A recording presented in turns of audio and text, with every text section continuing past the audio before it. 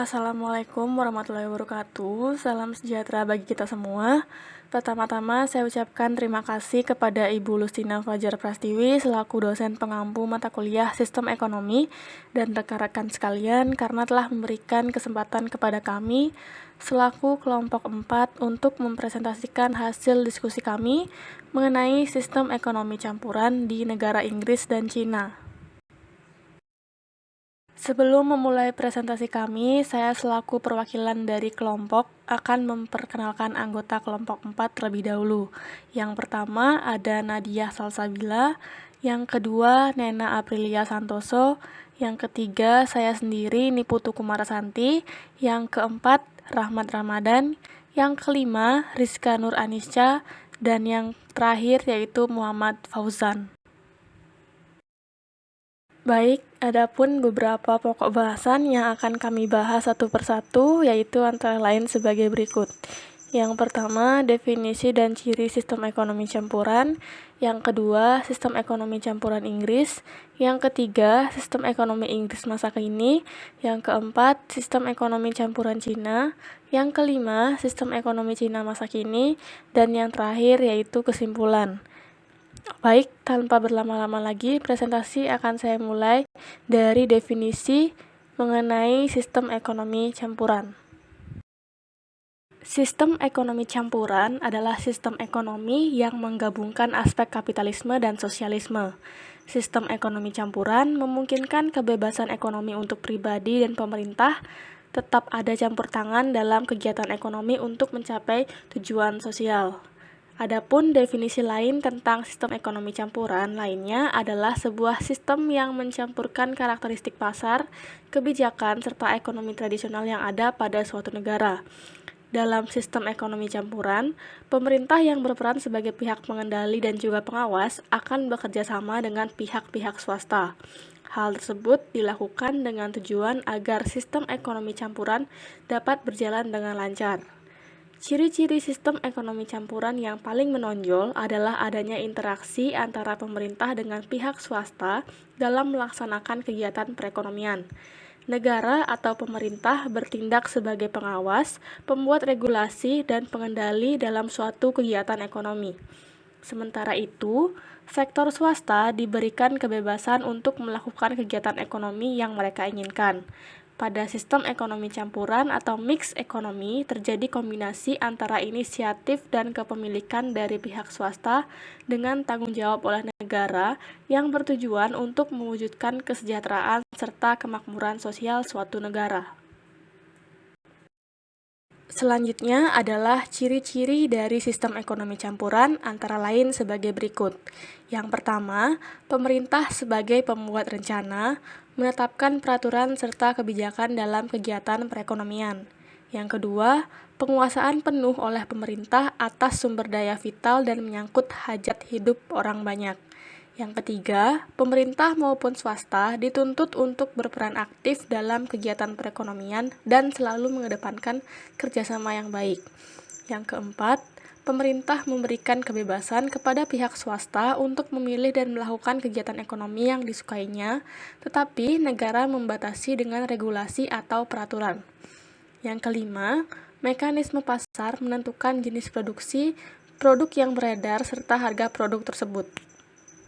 Selanjutnya, yang keenam, peran pemerintah dan swasta dalam melaksanakan kegiatan ekonomi memiliki porsi yang seimbang.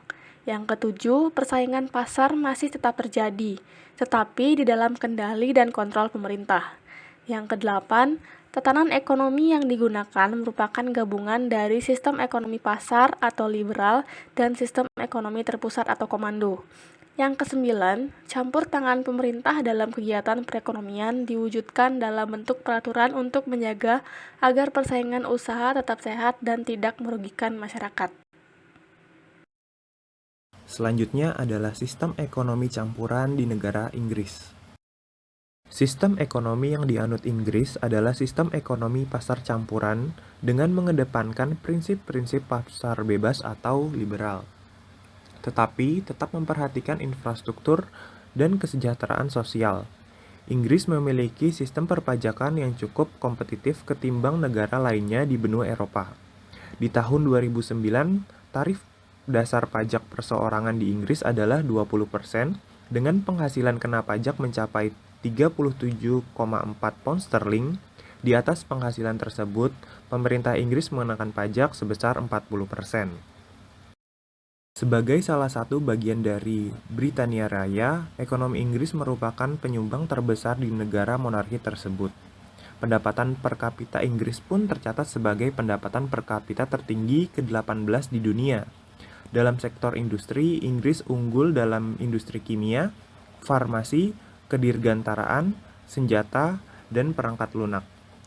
Dalam sektor investasi, Bursa Efek London merupakan bursa saham terbesar di Eropa.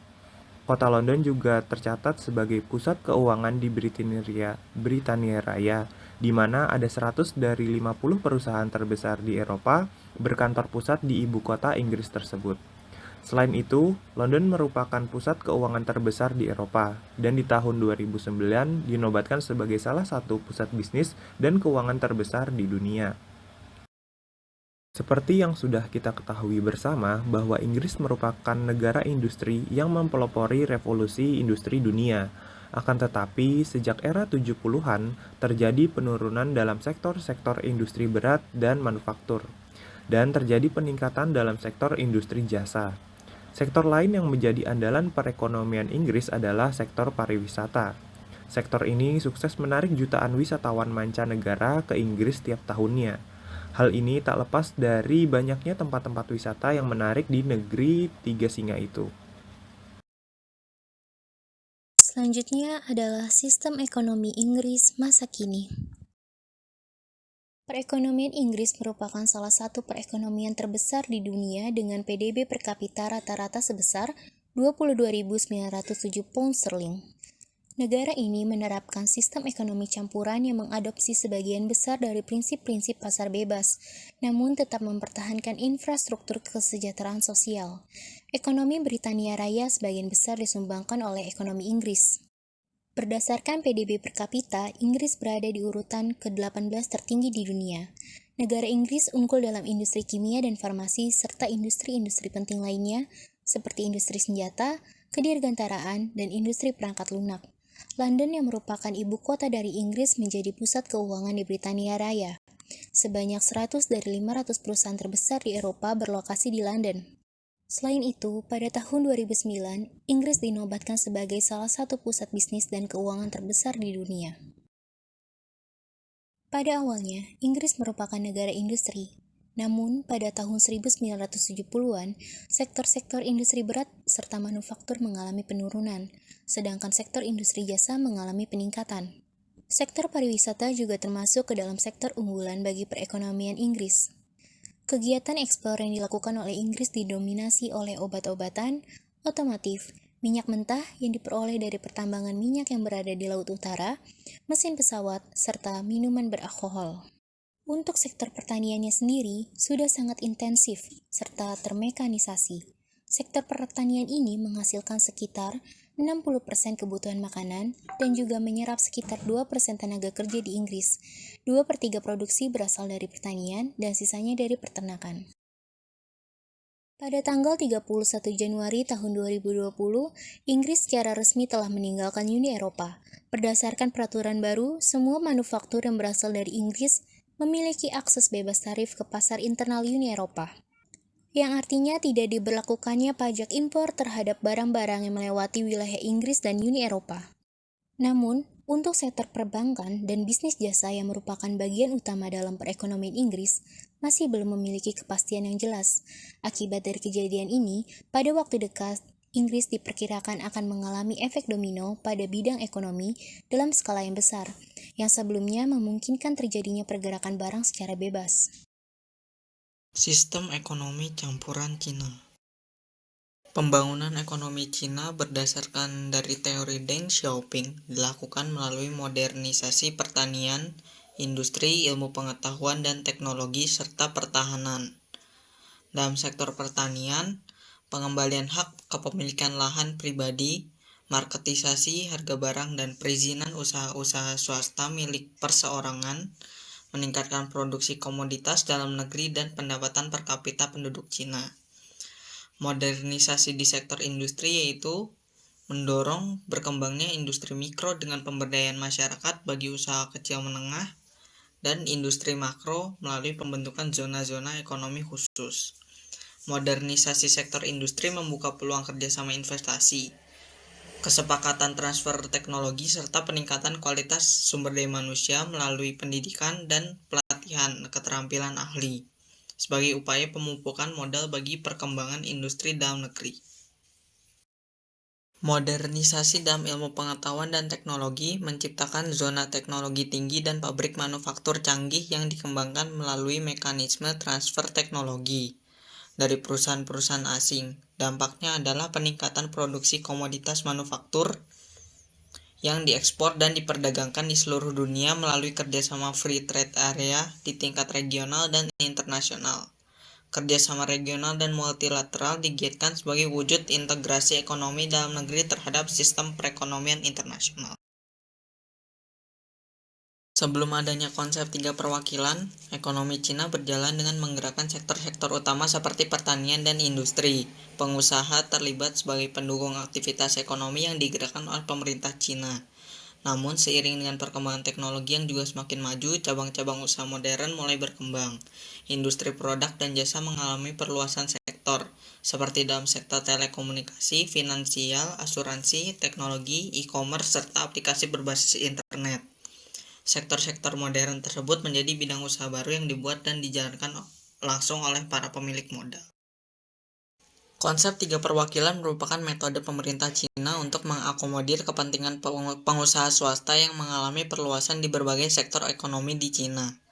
Perizinan keanggotaan pengusaha dalam partai adalah wujud penerimaan, penghargaan, dan perlindungan bagi pengusaha swasta, yang merupakan komponen penting yang penggerak arus investasi, modal, dan tenaga kerja, serta ujung tombak ketahanan ekonomi Cina. Inti dari pembangunan ekonomi Cina sendiri yaitu adalah menggerakkan sistem ekonomi kapitalis di bawah sistem politik yang sosialis komunis dengan satu komando melalui Partai Komunis Cina. Sistem ekonomi Cina saat ini. Cina telah dipandang sebagai negara dengan pertumbuhan ekonomi yang pesat. Produk-produk dari Cina tersebar luas di seluruh dunia termasuk di Indonesia.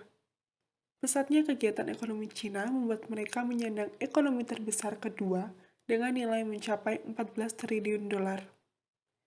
Cina menjadi negara dengan GDP tertinggi dan termasuk negara eksportir terbesar mencapai 2,26 miliar dolar.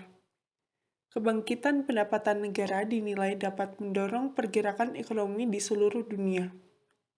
Seperti di tahun 2010, perekonomian Cina menduduki urutan kedua setelah Amerika Serikat. Posisi ini menggeser Jepang yang sebelumnya di peringkat 2 dan Jerman yang sebelumnya di peringkat 3. Perekonomian Cina memiliki pertumbuhan ekonomi tertinggi di dunia, sekitar 10% per tahun dalam 30 tahun terakhir. Di era sebelumnya, Cina dikenal sebagai negara yang menerapkan sistem ekonomi sosialis. Tetapi seiring berjalannya waktu, Cina mulai memasukkan unsur-unsur kapitalis ke dalam perekonomian negaranya.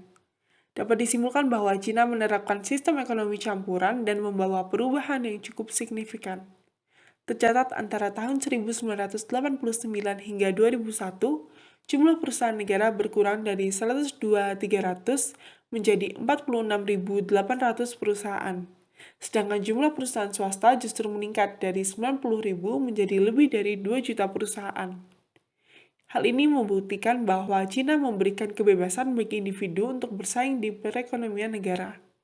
Meskipun begitu, peran negara di sini masih kuat dalam hal sistem pokok ekonomi sebagai bagian dari paham sosialis yang mereka anut. Yang terakhir ada kesimpulan.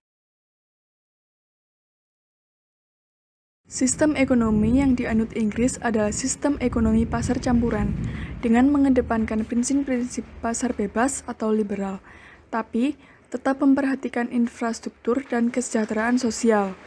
Sebagai salah satu bagian dari Britania Raya, ekonomi Inggris merupakan penyumbang terbesar di negara monarki tersebut. Pendapatan per kapita Inggris pun tercatat sebagai pendapatan per kapita tertinggi ke-18 di dunia. Dalam sektor industri, Inggris unggul dalam industri kimia, farmasi, kedirgantaraan, senjata, dan perangkat lunak atau software. Cina menjalankan sistem ekonomi sosialis yang tersentralisasi. Kegagalan sistem ekonomi sosialis di masa Mao Zedong yang mengakibatkan kelaparan massal dan stagnasi ekonomi, membuat pemerintah Cina berupaya memperbaiki ekonomi Cina dengan mengubah orientasi ekonominya. Sejak reformasi ekonomi tahun 1978 di bawah kepemimpinan Deng Xiaoping, orientasi ekonomi Cina berubah ke arah kapitalisme. Hal ini dilakukan melalui implementasi kebijakan modernisasi dalam 4 sektor utama Cina, antara lain pertanian, industri, ilmu pengetahuan dan teknologi, serta pertahanan. Sistem ekonomi Cina yang menjadi cenderung terbuka terhadap interaksi dengan pihak asing, sekalipun secara teoritis bertolak belakang dengan sistem politik komunisme, ternyata mampu berdampak pada peningkatan ekonomi makro dan mikro dalam negeri. Baik, demikian tadi presentasi kami mengenai sistem ekonomi campuran di negara Inggris dan Cina. Semoga dapat memberikan wawasan dan manfaat kepada kita semua. Kami dari kelompok 4 mohon maaf apabila terdapat kesalahan perkataan maupun perbuatan. Kami ucapkan terima kasih. Wassalamualaikum warahmatullahi wabarakatuh.